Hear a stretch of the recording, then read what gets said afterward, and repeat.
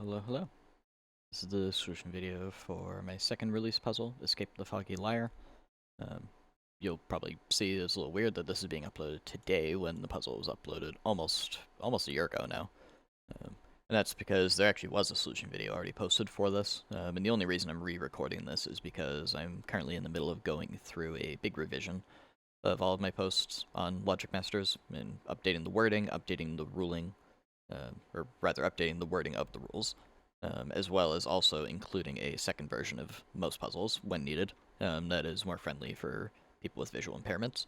And so I figured it would be a good idea to maybe re-record this, especially because, specifically with this one, I also made some minor changes to the way the fog gets cleared. It's nothing that impacts the solve path itself. The way you solve it is still the same as before. But when I first made this, I was still very new to using Sudoku Maker. And I'm pretty sure the way dynamic custom fog clearing worked back then was a little bit less flexible. Either that or I was just really stupid a year ago. Either way, I know how to use it better, and I was able to fix a couple of small things that I wasn't super happy with in the end, and I was just too lazy to fix for the last however many months. So, with that said, you'll notice down here that there's two links. There's the third one linking to my YouTube channel, which is probably where you found this.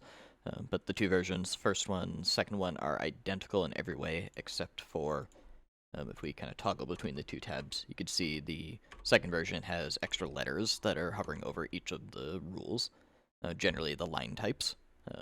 I don't really know that much about colorblindness and which versions of colorblindness can impact what colors some people see. I figured it would be safe to just kind of put the abbreviations on everything that is a line that has a color. Or even thermometers, even though they're gray, just to be safe. I figured it would be worth putting little abbreviations there. Just that way there's no ambiguity possible at all between which rule type is which. But for the sake of this, I will be using... Actually, I was going to just do this version. I think it'd probably be better for just to be safe. We'll use the more accessible version here. It shouldn't get in the way of digit placing or anything. Yeah, the two links are identical in every other way. Okay, so what we need to do with this is we need to learn that there's a very important new rule here. You notice the rules here are quite long. That's not the right button.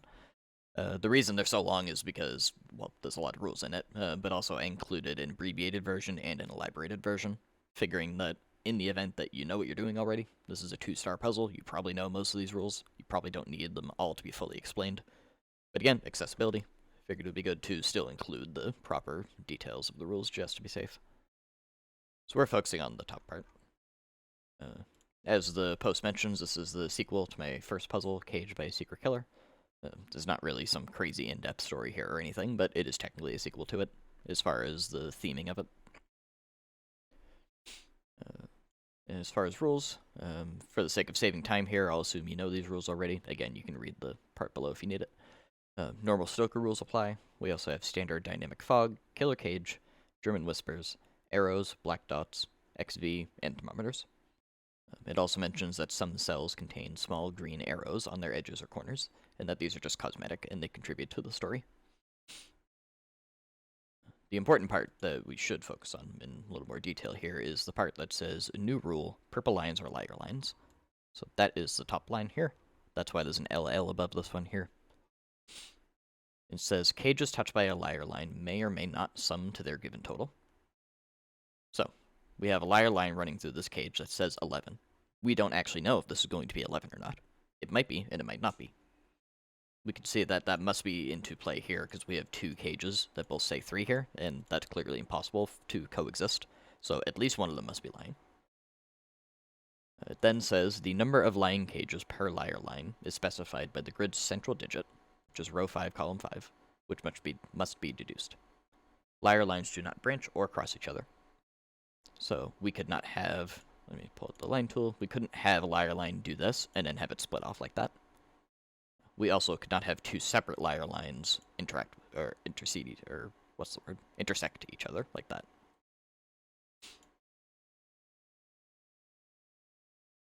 Liar lines, oh, that's the line I just read.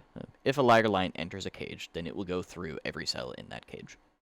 That was one ruling suggestion that actually came from a comment on the previous solution video to this. I had stumbled across all sorts of different ways to phrase this sentence, and this, I think, gets the job done a bit more concisely than what I had before.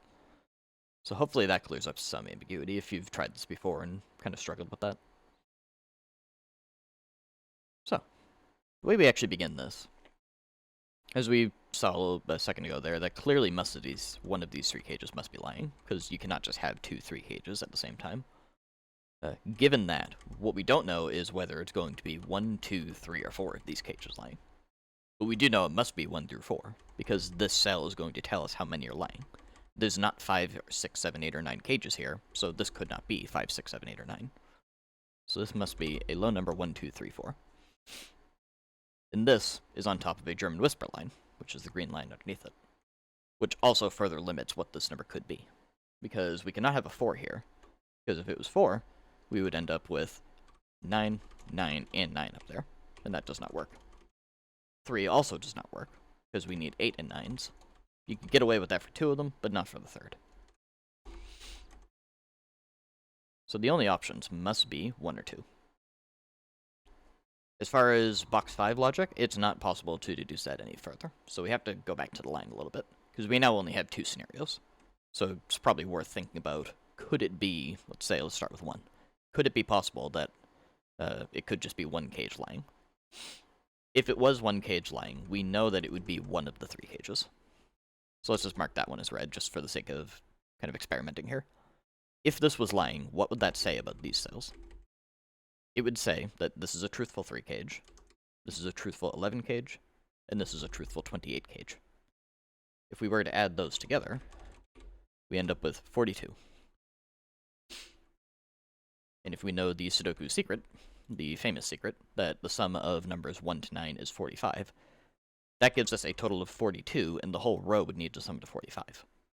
Meaning, if we did that and these 3 were truthful, this remaining cell, by that row summing to 45 logic, would have to be 3. But we just predicated all of this on saying that it can't be 3 and that it must be lying. So what we find here is that's a contradiction. If we assume that this is not 3, the rest of the row forces it to be 3, which is not possible. So what we can say out of that is it's not possible for just 1 of these cages to be lying, because the same would happen if we did the 3 cage on the other side. It's kind of symmetrical. It's the same thing that would happen. So this must be a 2. So that is our first digit. What that reveals is we get part of another liar line down here. If we say another because we know it doesn't connect with this one, because we know it doesn't branch, it doesn't cross, we see all of this line. That's a separate one. We also get a cage here that does not have any liar line kind of portions touching it. And we do have the part of the rule that specifies if a liar line enters a cage, it will go through every cell in that cage. So because we do not see any liar line portions here, and the cage is complete, we know this must be truthful. So we can say this V clue, summing to 5, must be true. 1, 4, or 2, 3. We have a 9 cage with a V in it, meaning this leftover part must be a 4. That means this cannot be a 1, 4. And this reveals another portion of a liar line. We don't know if that connects with the same one down here or if it goes elsewhere. And it also reveals a 6 cage over here. And again, we can use the same logic.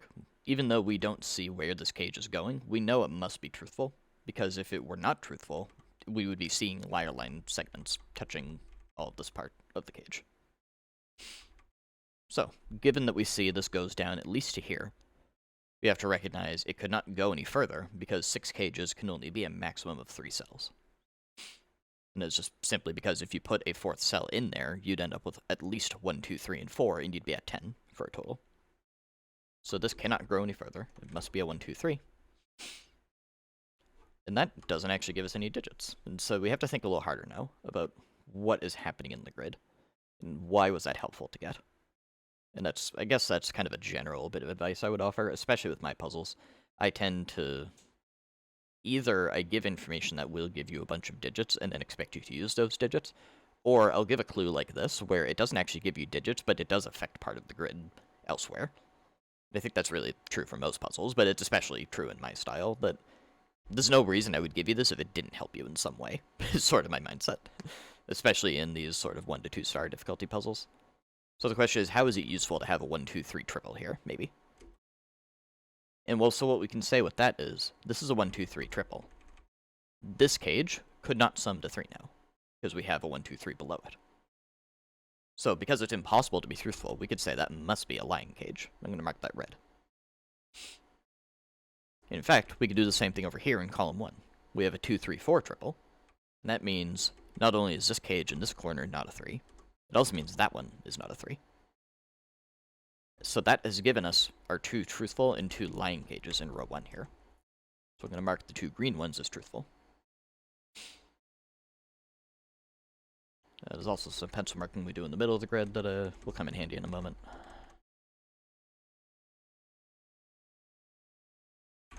So this is where we need to now think about back to the Sudoku secret. It's hard to say for sure what would be in the 11 and 28 cages because we have no information about the row, other than the fact that these corners can't be 3s. So there has to be a 3 somewhere here. That's still not really enough to help us.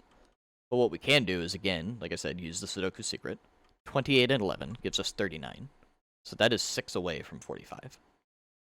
Even though these two are not 3s, they still have to sum to 6 together in order for the row to reach that 45 total. So these must be a 1 and a 5 or a 2 and a 4. And we'll see that most of those are not possible. We cannot have a 4 here. That's not 4. 4 there, which takes out 2 from here. We also cannot have a 2 just on any side anyways, because both cages here have 2s in it. So that takes out 2 and 4. I took that out in the wrong way. Hold on. 4, 2, 4, and 2. So we know it's a 1, 5 in some order. And again, this cage with 1, 2, 3 triple means that must be a 5, that must be a 1. And that now reveals some more information now, mostly in box 5. However, we do get another little peeking bit of another liar line down here, which again, just like the others, cannot be a 3.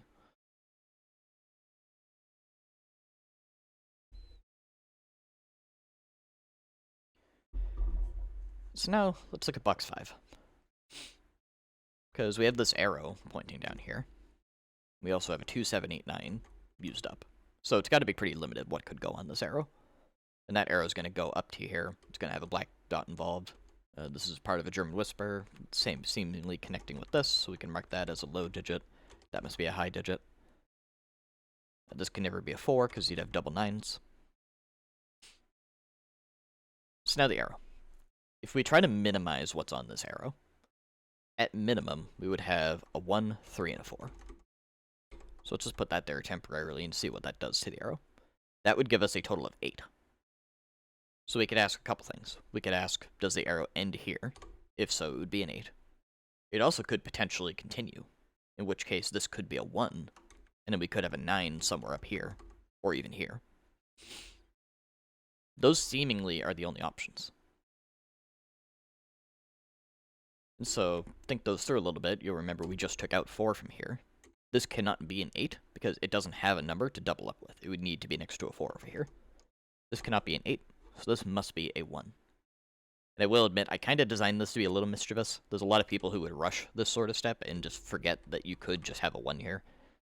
I find that when I've watched people solve this, most people just rush to the arrow and they don't even really think about the black dot and the green line here until they've already thought about the arrow.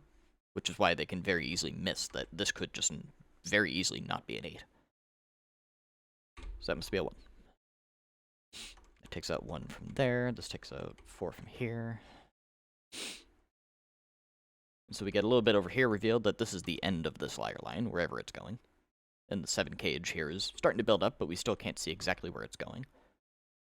But we do know that this cage is involved here. We don't know whether the cage is lying or not, but we do know that the whole cage must be kind of encountered by this line. 1 comes out from there. We now have a complete arrow, because this portion is summed to 8. And that was a 1, so this must be a 9. We can take out 9 from a couple spots now. This cannot be a 6, we would need to be next to a 1. This box has a 5 and a 6 left over to be put here.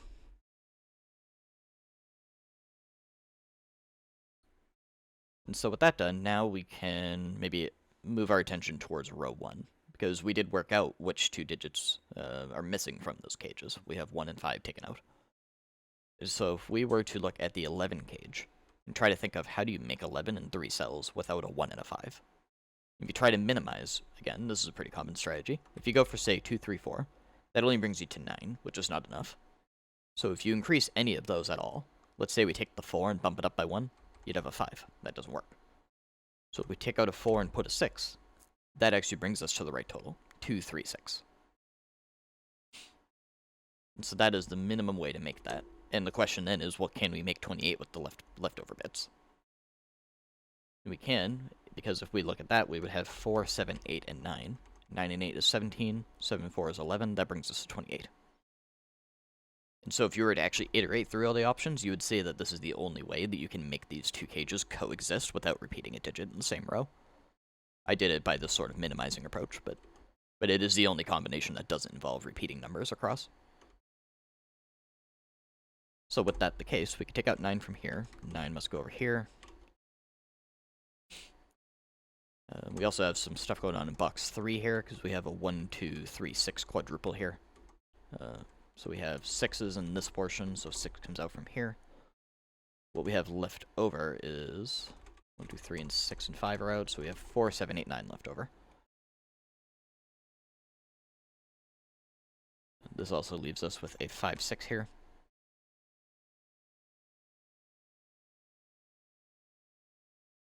One, the only spot for 1 in this box is here.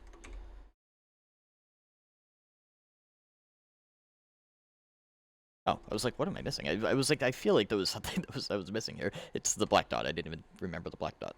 We have a 1 next to a black dot. That's not the right button. That's 2. That's going to make this a lot easier. So we have 3 here. 3 comes out from here. 2 and 6 gives us a 3 here and a 2 here. And that now is going to give us, working out what this arrow is, as far as the digits here. Because we have a 1, 4, and 3 here.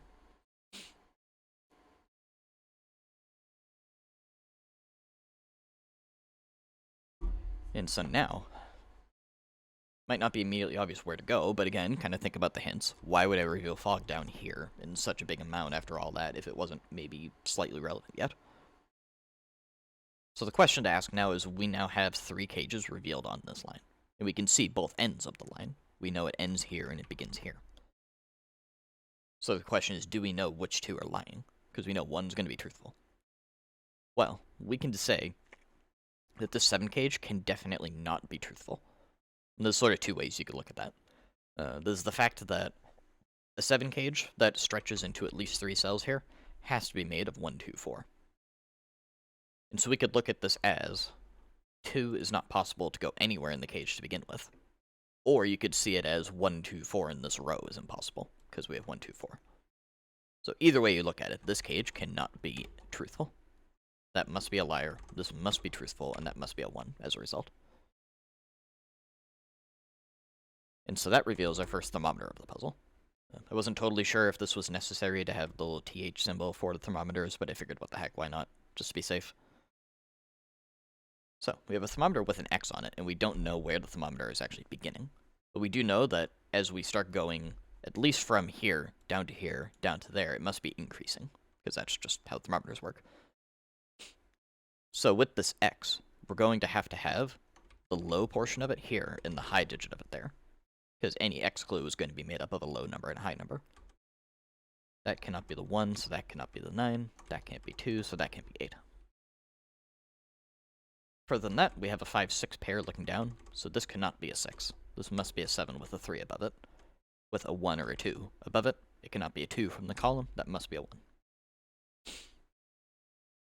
And this is now very helpful, because 7 coming out from here takes out 7 from all those, and that's going to unwind this triple. We have an 8, 9, 4, 7. 4 and 7 come out from there. 8 comes out here. 8 here, 7 there. And that now reveals some stuff over in columns 7 and 8. We have a new arrow appearing here, and a small thermometer here. So that small thermometer is going to take out 8 from here, because there's nothing bigger than it that can go on the right. So that must be an 8. Gives us a 9 here.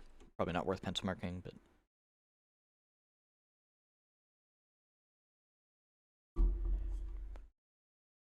So, there's now a kind of tricky deduction spot here. I was very lucky to get this puzzle featured on Cracking the Cryptic recently, and Mark took a while to kind of find this spot here. So pause here, see if you can find what we need to find. I can give a small hint, say that this is a classic Sudoku thing to spot. It's not really involving any variant logic. This is like naked single, hidden single type of thing to look for. So see if you can find it. If you need a little bit of a hint, I would say keep an eye on the top 3 rows of the grid. There's a lot of stuff you can do out there. So, assuming that you either found it or you're now coming back saying help, we can look and continue doing our pencil marking here and see, well, this row, we need a 4, 5, 6, and a 7. This row, we need, let's see, we've taken up 1, 5, 6, and 8 are used up. 9, 8, 9 pair up here. So 4 cannot go here. So the thing to recognize is this cell in particular is very hard to put anything in it, because we have a 1, a 4. We also have a 2, 3 pair looking at it, which is not accounted for yet. We have a 5, 6, 8, and a 9 from this pair up here. So this can only be 7. And that is very impactful and very helpful, because now 7 comes out from here, comes a 4, 9 pair, and a 7 here, which now clears fog over here.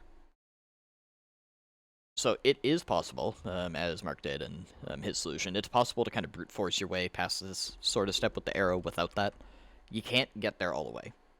I'm fairly certain you need this to be revealed in order to fully finish the puzzle.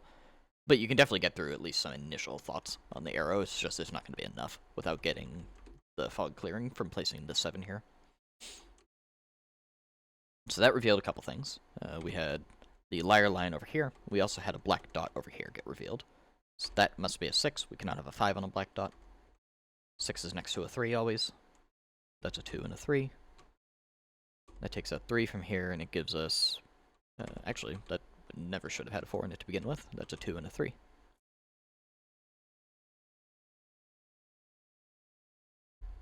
So, the reason this 6 is here is because it takes out 6 as an option here. If we think about arrows, we have 3 cells here. The minimum, it's kind of like a 6 gauge, where the minimum is 1, 2, 3. The cell here would have to sum to at least a 6, which it no longer can. Or a 7, which it no longer can. So it's either 8 or 9. And there's only so many ways you can make 8 or 9. 8 has 2 ways to make it, 9 has 3 ways to make it. They're all fairly restricted, mostly because we have a lot of numbers looking down at this box down here. We have a lot of low numbers. We have 1 and 3, 1 and 3, 1 and 3. So 1 and 3 is actually limited down to here. But more importantly, and I say that because there's sort of 2 ways to look at this step. The way I'm going to look at here is the way I intended it. I can kind of leave it as a challenge for you to sort of see if you can find the alternative way to get through this. Maybe I'll include it at the end. The way I intended to progress through this step is another classic deduction down here, and this involves the liar line. So, if we think about what numbers can go on an arrow here, that is 3 cells long, summing to 8 or 9, we cannot have anything bigger than 6 on it. Because if you put a 7, and then a minimum 1 and 2 above it, you're overshooting, and you're getting at least 10 for the sum. And that is important because 7 was already fairly restricted. We have a 7 here and a 7 here, meaning 7 can't go in any of those spots, and it also can't go here. So 7 must go in this cage. But we don't know if it's truthful yet, necessarily. We could also now look and see if that... Well, actually, we could say if that is truthful, it would go with a 4. We don't know for sure, but that's worth noting. The next thing we have is maybe this 13 cage could be truthful. So if we think of the options for that, I'm going to use the killer calculator here. We could have 4, 9, 5, 8, or 6, 7. And we'll see pretty quickly it can't be 4, 9, or 5, 8. So what we're seeing here is that if this cage was truthful, it would have to have a 7 in it. But it cannot have a 7 in it, because by just normal Sudoku rules from the deductions in box 9, 7 must be here in this column.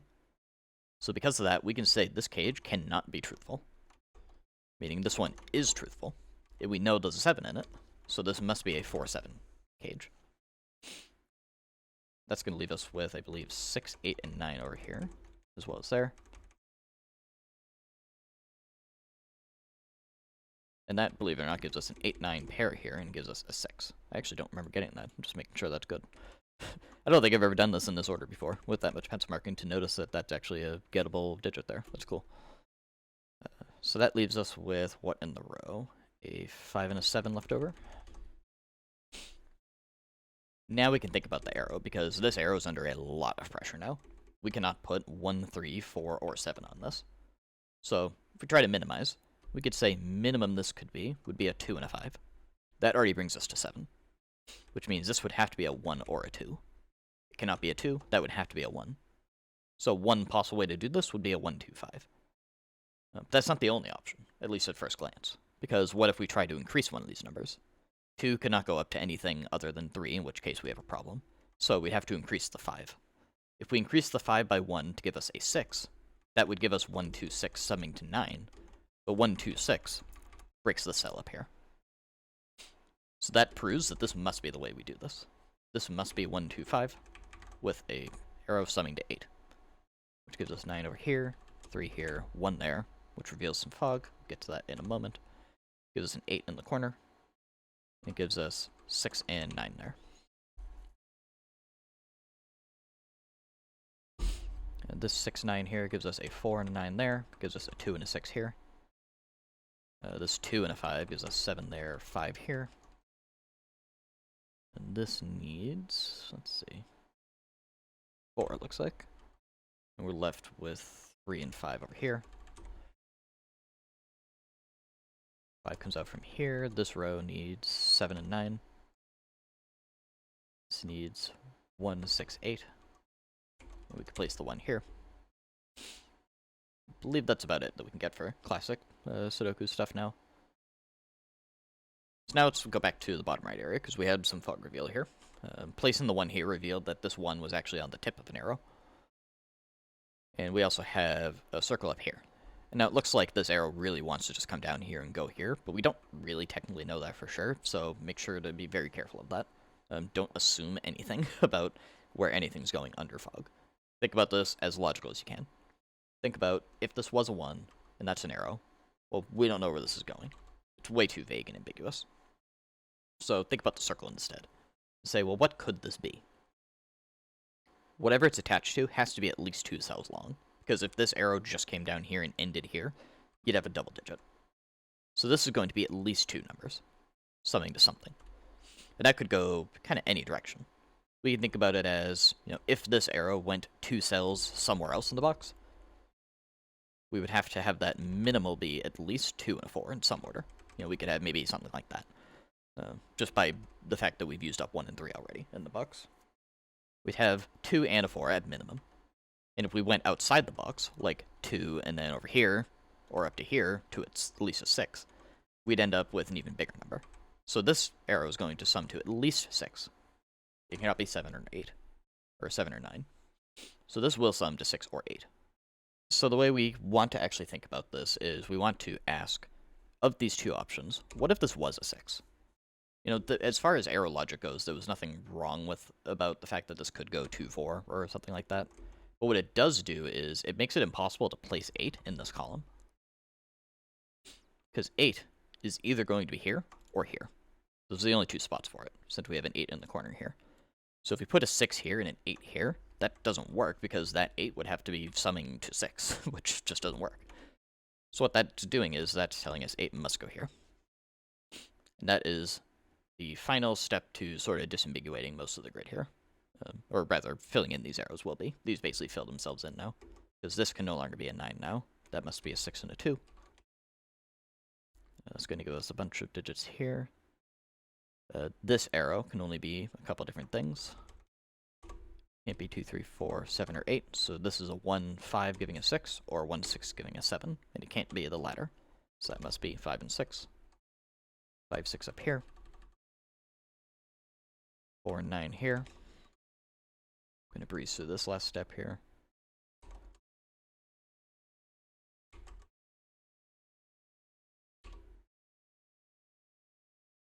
Seven and 8.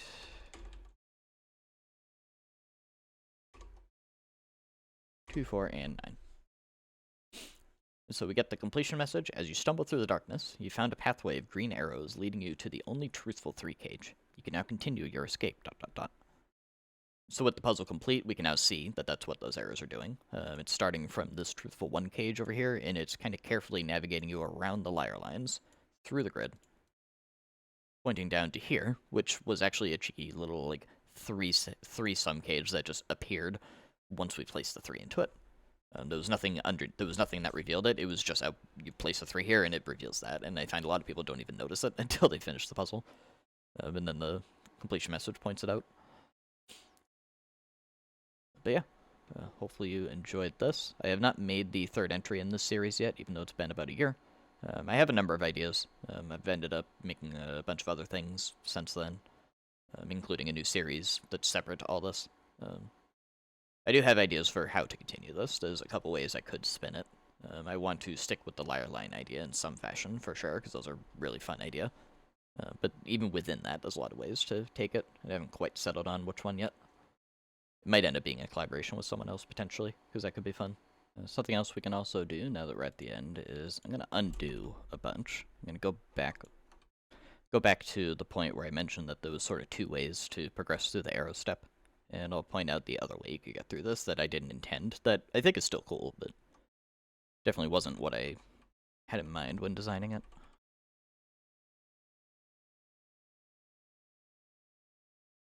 It's pretty similar in some ways. What it involves is a classic deduction, a classic Sudoku thing I hadn't realized was possible.